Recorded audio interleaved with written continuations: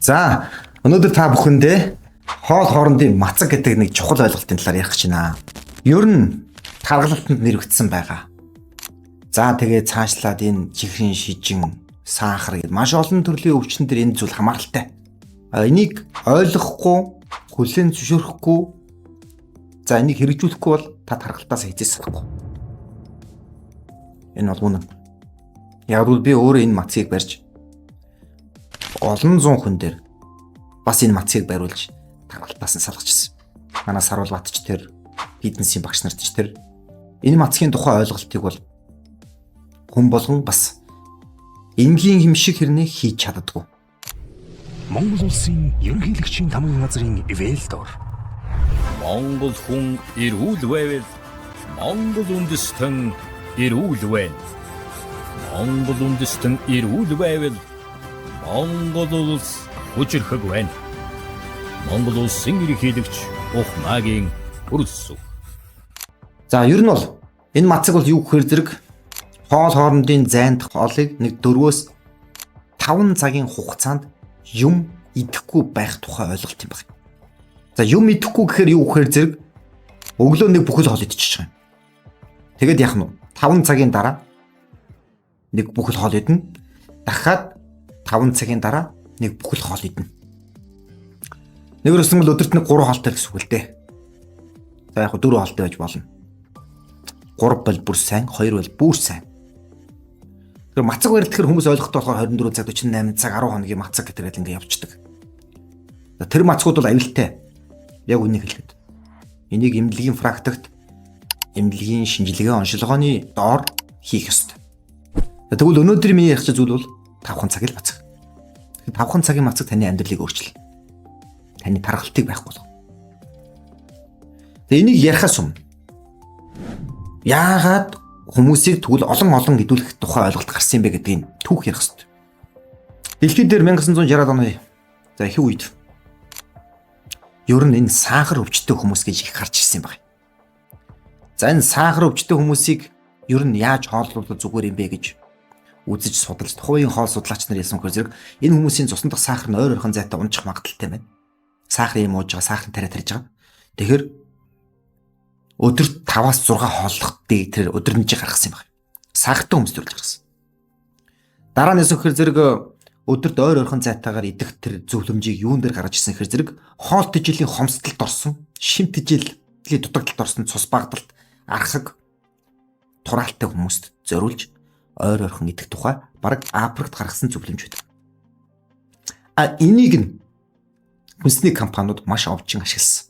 Хоол хооронд жижиг сникерс, хоол хоолнд нэг жижиг кейк, хоол хооронд нэг жижиг алим жимс, хоол хооронд нэг жижигхэн зууш идэх ёстой байна гэдэг үүднээс энэ дээр нь тоглолт хийгээд дэлхийн эрдэнэт байгууллагт нөлөөлж хүн төрлөختнийг ойр ойрхон зайтайгаар идүүлэх зөвлөмжийг гаргасан байдаг.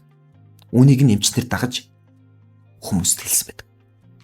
Энэ бол маш том хэмжээний сүрлэг авчирсан дэлхийд. 60 оноос хойш нь дэлхийд дээр таргалалт утгаа алдчихсан. Энэ зөвлөмжийг гаргаж ирсэн Америк төв өнөөдөр дэлхийд таргалтаар нэгт оц явж. Манай Монгол Аз төв таргалтаар нэг рүү орж иж байна. 3 хүнд минь нэг нь тарган болцсон байна. Бид нар хоол хооронд ойр ойрхон эзэнсээ болж нэгрүүлэх юм бол таргалсан. Яагаад гэдэг хариултыг хэл. Ер нь хуучин бол хүн төрлөختөн бол өдөрт 1 юм 2 литр гэсэн. Эзэж таргалт баг. Эзэж сахар өвчин баг. Эзэж архаг өвчин байгаагүй. Тэд нар зөвхөн нэнгийн халдвар, вирус, ан амтан аратан жигүүртэн даалуулах тэр байдлаар л нас ордог гэсэн. Гэтэл одоо орчин цаг үед бид нар тэр вирус янз бүрийн байдлаар үргэлжлэлээр насрахгүй шүү дээ. Антибиотик гэдгийг гарцсан учраас. Одоо бид нар яаж юм хэсэг таргалтаас орж нас орж байна. Тархан хүмүүс яаж байна? Сахар, зүрхний өвчин, хавдар, сэтгцийн өвчлөл, хоол боловсрол тогтолцооны бүх төрлийн өвчин үүсэж байгаа. Үе мөчний бүх өвчин. Таргалт нь өөрөө өвлийн том шалтгаан болсон. Одоо дэлхийн нийтээр яаж юм гэхээр зэрэг нэлээд сайн юм үддэг, барьдаг профессорууд юу гэж хэлж байгаа юм хэрэг. Одоо буцаад та нар хоол хоорондын цагаа 5 цаг болгоо. Ингэж үж бидний архаг өвчтөд салах юм байна. Эм биш юм байна. Тариа биш юм байна гэж ярьж байна. За энэний учир нь юу гэхээр зэрэг бид нар нэг удаа хоол идлээ. Бүхэл хоол идлээ. Нэг сайдчлаа шүү дээ. Тэгэнгүүт таны бие махбод дотор маш их хэмжээний тэр нүүрс ус маань ихсдэг. Буюу глюкоз цусанд ихсэж байгаа. Сахар гэсэн үг. За их хэмжээний сахар нүүрс ус таны биед өсөд эхэлнэ. Үүнийг дагаад юу болдог гэхээр зэрэг тэр их хэмжээний сахар нүүрс усыг чинь зохицуулахын тулд хүний бие махбод өөрөө инсулин гэдэг гормоныг ялгуулдаг. Тэгэхээр их идэх үед яг нэг дор идэх үед инсулин чинь өснө, мөн сахар ч өснө. Энэ хоёр бол тусандаа нэг зэрэг өсчээд байх нь. Хоол идсэн дараа эдэнгүй 30-аас 40 минутын дараагаас өсч эхэлнэ улам. Ингээд өсөж эхэлж байгаад энэ маань буух ёстой. Энэ буух хугацаа нь 5 цаг үстэй. 4-5 цаг. Энэ натурал хэмжээ өөрөө ингээд буугаад унаад ингээд ирэнгүүд энэ үед өсөлтийн цикл эхэлж байгаа. Ингээд эхлэнгүүд энэ өсөлтийн цикл дээр идээд эхлэнгүүд дахиж ингэж өснө. Тэгэхээр нэг усны өдөрт хүний цусны дах сахар нэг 3 удаа өсөж байгаа гэсэн. Инсулин 3 удаа өсөж байгаа гэсэн. Яг энэ 5 цагийн мацагтай хүмүүст бол. Гэтэл орчин цагийн хүмүүсийг харъя. Нэг сайн хоол идлээ. Заахан сайн ч биш ч хоол идлээ гэдэг л. Тэнгүүд тэр 5 цагийн хугацаанд цусны дах сахар инсулин хоёр буух хугацаанд нэг жижигхэн сникерс аваад ич. Нэг жижигхэн алим аваад ич. Нэг жижигхэн чихэр аваад ич. Нэг жижигхэн бох хүртэл нөлөөтэй. Бох бол бүгд сахар. Нэг жижигхэн ундаа аваад очно. За тэгвэл бүгдээрээ бодъё. Сахар буух. Инсулин буурах. Энэ яаж юм хэрэг орчин цагийн хүмүүсийн давлага бол мөнхийн юм долгио болсон. Хэдзээч доошоо ингэж буурж унах гэсэн ойлголт байхгүй болсон. Нөгөө ойр орох идэх ёстой гэсэн зөвлөмж чинь тэр 6 удаа хоол. Ойр орхон л ид. Тэгвэл танд сайн. Тэгэнгүүтээ төгөх зэрэг тэдэрт цусны дах сахарын хувьд мөнхийн баланс нь алдаад их явж байгаа. Үүнтэй холбоотой инсулин гэдэг гормон тасралтгүй ялгуулж байгаа. Инсулин тасралтгүй ялгаж байгаа хүн юу гэж бодож байна? Инсулин хаанаас үүсэх? Энэ бол нойр булчхаас үүсэж байгаа. Тэгвэл нойр булчхаа гэдэг эргэтэн цуцна. Инхээр инсулиныг ялгуулж чадхаа болохоор сахар гэдэг өвчтөд болж байгаа. Энэ бүр ойр орхон зайтай иддэг хүмүүсийн хамгийн түрүүлж өвчлөдөг өвчин бол сахар. Хоёрдугаарт нь тархалт. За тархалт энтэй ямар хамааралтай юм бэ гэж. Цуснд сахар их байгаад байна. Мөнхийн өндөр бай гэж үү. Ингэвэл сахар өөрөө энергийн их үүсвэрийн хамгийн том нэгж. Маш их хэмжээний энерги таны биед байгаад байна гэсэн үг. Өлсөлт гэж байхгүй танд. Мөнхийн идэж хивж чинь. Тэгэхээр их хэмжээний энерги таны биеэр урсаад байхаар чинь тэрнийг нөөцлөх ёстой болж таар. Нөөцлөх горимлуугаар шилжих гэсэн хүний бие махбод. За энэ нөөцлөх горимл гэдэг нь бидний хөвлөд байгаа өөх. Юусэн ингийн байгаль дээр амьтад бүгдээрээ зунжангаа сайхан идэж чад намар сайхан ингээд тархлаа тий. Тэгж бол өвөл юу гэдэг хавар гэд маш хүнд үед ингээд тураад гарч ирдэг шүү дээ. Тэд нар бол нөөцөлж байгаа. Гэтэл хүн 4 үлрэлийн турш нөөцөлж байна. Орчин цаг юу? Тархлаж. За энэ яаж нөхөр зэрэг их хэмжээний энерги нөөцлөл байх тусмаа тархалт үүсэж байгаагийн том шалтгаан. Тэгэхээр яг эрүүлэр 5 цагаар мацаглахад хүний өөх яаж чаддаг юм бэ гэдгийг ярих хэрэгтэй. За бүгдээрээ бодъё. Инсулин өссөн, сахар өссөн. Тэгээд 5 цагийн хугацаанд энэ маань доошо унж байгаа. Унаад эхлэнгүүд нэг өсөлтийн цикл болж эхэлж байна. Цуснд сахар ч унж байна. Инсулин ч буурж байна. Ингэнгүүт хүний бие махбод өөрөө энэ энергийг энэ хооронд нөхөх тогтолцоо гэдэг. Энэ нөхөх тогтолцоон дээр юу байдаг вэхээр зэрэг хүний элэг үнийг зохицуулж байдаг. Элэг. Яг тэгэхээр хүний элэг өөрөө маш их хэмжээний нүүрс усыг нөөцлөдөг хэрэгтэй.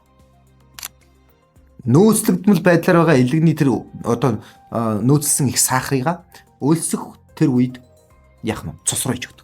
Ингээд элэг өөрөө цэвэрч эхэлдэг. Тэгэхээр цуснд хязээс сахар унаад тийм үү хүн өвгөтөж үхэн гэсэн байхгүй гэсэн. Элэг үнийг шийдсэн байдаг. Бурхан ингэж бүтээсэн байдаг. Тэгэхээр элэг өөрөө энэ ухаалаг системийг ажилуулад та нарын сахарыг цуснд чи унгахгүй. Ингэнгүүт элэг энд цэвэршиж байгаа. Одоо элэгний өөхгүй байхгүй гэдэг нь шүү дээ. Эхо шинжилгээ хийгээд үстэ 13 дахь хүүхдүүдийн элэг нь өөхөлдсөн байна гэж яриад байгаа чи тэр. Тэд өлсөх гэж байхгүй болсон. Мөнхийн элэг нь нөөцлөгсөн сахараа хөрвдлуулаад идэг. Тэгэл өөхлөд. За тэгээд нөгөө өсөлтийн цикл явагдаад эхлэнгүүт бас яах нь хүний бие махбод би чи ингэж бас өсдөг юм байна. Тийм ч би одоо нөөц саах одоо энэ юугаа сахара нөөц өөхөө шатай триглицеридийн задлыгээд хөвлийнхээ өөхөө шатаж эхэлдэг. Хуучин цаг тийм л байсан шүү дээ. Бид нар өдөрт 2 3 хоолтой байлаа шүү дээ. Хоол оронд юм байхгүй. Эцээж тархан байгаагүй. Одоо Америкийн 1980 70-аад оны тэр юу гэдгийг 60-аад оны бичлэгүүдийг үзэж хахад тэр диско барданд бүгд тэр л турхаа юмсэн. Яг л тийм болдоос. Гэтэл 6 хоол 7 хоол гэдэг хэлсэн. Тэгэхээр бид нар ер нь юу руу яваад байгаа юм бэ гэдэг асуулт гарч ирж байгаа. 5 цагийн мацаг барьлаа гэд хүн өлсөд өгчихгүй. Өвдөө зовчихгүй. Хангалттай таны бие өөрийгөө цэвэршүүлнэ. Энэ цэвэршүүлтэнд та өөрийнхөө цуснд сахарыг тэнцвэржүүлнэ. Энэ дээр та өөрийнхөө цуснд дах инсулин гэдэг гормоно гол нь та гамтай болох хэрэгжилж яах гэсэн үг. Хоёрдугаар инсулин гормон чинь дараачийн 5 цагийн дараа маш гоё чанартай инсулин ажиллана.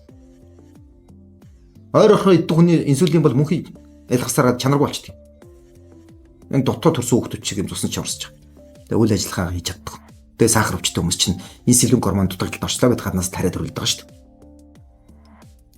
Тэгэхээр дараачийн байдлаараа нөгөө илэг гэдэг юм чинь илэгний өөх байхгүй. Тэгээ маш олон зуун хүнийг илэгний өөхг болгосон. Нэг тийм чухал жорморч байгаагүй. Яг л байгалийн тогтолцоог ажиллуулсан. Таргалалт. Нөөцлөхөө болж ирсэн хүний бие махбод өөрөө. Энергийг зарцуулж гэж. Тэгээд таргалт нь арилж. Дараачийн бас нэг чухал зүйл байгаад байгаа. Сүүлийн үед энийг MMC гэж яриад байгаа. MMC тогтолцоо гэдэг нь юу яриад байгаа нөхөр зэрэг хоолунд идэж уунгууд эдсэн утсан хоол чинь бидний нарийн бүдүүн гэцгээд одоо баг уртыг хэмжээд тавих юм бол та нар бага үрийн автобус шиг юм урт гэдэс бидний дотор байна шүү дээ. Одоо таамшиг феноменууд таажсан бол гэцэн зүсгээр ингээл пүргээл гараад ирдэг шүү дээ. Одоо малын гэц гэдэг шиг. Хүн тийм байгаа нарийн бүдүүн гэц. Энд тийм урт үргэлжилж байгаа шаланг. Энэ дотор ч хоол урсаж байгаа. Энэ хоол хаашаа урсах юм? Мэдээж хошнооны амсгалууд баас болж гарахын тулд доошоо чиглэлд урсна. Энэ доошоо чиглэлийн энэ урсгал өөрөө ухаалаг системийг MMC систем гэж яриад байгаа. А энэ MMC систем ямар үед ажиллаж ийн гэд харангууд яг гоё сайн ажиллаж байгаа хүмүүс нь 5 цагийн мацагтай хүмүүс ажиллаж сайн ажиллаж байгаа гэж. Жишээлбэл эхний одоо хоол идлээ. 5 цаг хоол идэхгүй байлаа. Тэ? За цаг 30-40 минутын дараагаас их үзэрэг MMC ажиллаад эхэлнэ. Яг хоол орж ирээд нарийн бүдүүн гэдэсний анхдагч хэсэгдэр жишээлбэл орж ирлээ гэхэд тэр маань дараачийн перистатик буюу одоо шахалтын хөдөлгөөнийг хийгээд бүдүүн гэдэс рүү оруулдаг. Бүдүүн гэдсэн цаашаа S гэдэс буюу шулуун гэдэс рүү оруулдаг. Тэгэхээр энэ өөрөө систем дандаа ухаалгаар цагийн системээр ажилладаг юм байна. Цагийн системээр хоолоо шахаж явдаг. Тэр мөнхийн шахаал ингэ явж идэг зүйл биш байна шүү дээ. Гэтэл та ойр ойрхон идэ. Тэгвэл энэ хөдөлгөөн алдагдана. Энэ MMC систем унтрна. Энэ унтрлаас болоод бүдүүн нарийн гэдэсрүүд нарийн бүдүүн гэдэсний хоорондын хоолыг цаашаа зөөвөрлөх систем алдаатай болоод тэр чигээр нарийн бүдүүн гэдэсний тэр гөрүүлзэх хөдөлгөөн утга учраа болох байна. Энээс болоод нарийн гэдэсэнд маш их хэмжээний хор, хог, бохирдол, бүдүүн гэдэсэнд маш их хэмжээний ялзрал. Өнөөдөр яг бүдүүн гэдэсний хавдар маш их байна. Короны өвчин гэж нэг аимшигтай шархны өвчин маш их байна. Энэ бүхэн зүйл энэ байгалийн систем байхгүй болсноос болж байгаа. Тэгэхээр хүний бие махбод 5 цагийн системийг бариад явхад бол өөрийнхөө хоол боловсролтой тогтолцоог угаагаад цэвэрлээд хэрэгтэй хэрэггүй зүйлээ шахаад ухаалгаар явж байгаа. Өтгөн хатал гэж байхгүй. Хий дүүрэлт гэж байхгүй. Цанхаана гэж байхгүй. Тэгэхээр 5 цагийн мацаг бол хоол боловсрол тогтолцоог цэвэрлэх маш том хэмжээний ухаалаг системийг ажилуулж байгаа юм чухал зүйл. За тэгээд энэ мацгийг бол эхэндээ барихад бол хүнд санагдаж магадгүй. Одоо өмнө нь бол та хөргөчрөг онгоолоод нэг жижиг самбар, нэг жижиг бичэн, нэг юу. Одоо ингээд жишээлбэл та 5 цагийн хоолны мацаг дотор ингээд их гоё болол яг MMC систем ажиллаад хоол боловсрол тогтолцоо угаагаад цэвэрлээд ажилуулж явжсэн чинь та хоолны дараа нэг цагийн дараагаас нэг жижиг алим аваад идэлтэй. Тэнгүүд хоол амаар ороод ингээд жажлагдаад эхлэнгүүд дээрээс хоол орж иж систем ажиллаад эхлэхэд доор тэр систем гажуудалд орж эхэлдэг. Энэ бүх зүйл утгаа алдаж эхэлнэ. Энэ системийг ажилуулахын тулд яалчгүй идэхгүй байх хэрэгтэй болж таардаг. Ус уу? Цай. Хар кофе уу? Ундаа биш. Ундаа бол тэр жигээрээ сахар учраас цусндах сахар чинь жихэр бичээ боо юу гэдэг шоколаднаас ч илүү өсгөн. Тэгээ 5 цагийн хугацаанд ус цай шингэнэл уу. Эхэндээ бол энэ одоо хүн болгоны нөгөө хувьд бол хэцүү байдаг зүйл байсан. Гэхдээ одоо би бас энэ маш олон 100 мянган хүмүүсийг энэ мацсанд оруулаад энийг үл хийж хэрэгжүүлж чадсан. Тийм болохоор та нар ч гэсэн энийг хийж чадах байх. Тэгснээр та нар таргалтаасаа сална. Илгэний өхөөсөө сална. Дотор гэд бүдүүн гэснийхээ цэвэрлээг хийж сахар өвчин гэж байх. Бүр сахар өвчтөй хүмүүсүүд энийг барих юм бол сахар нь буурна. Тэгэхээр агуун бүхэн энгийн байна. Би нэм гайхамшигтай мэрэгүү. Өдөрлөх дугаасаа тийм байсан. Үнийг сэргээ. Зааш та. Монгол улсын ерөнхийлөгчийн тамгын газрын ивэлдор.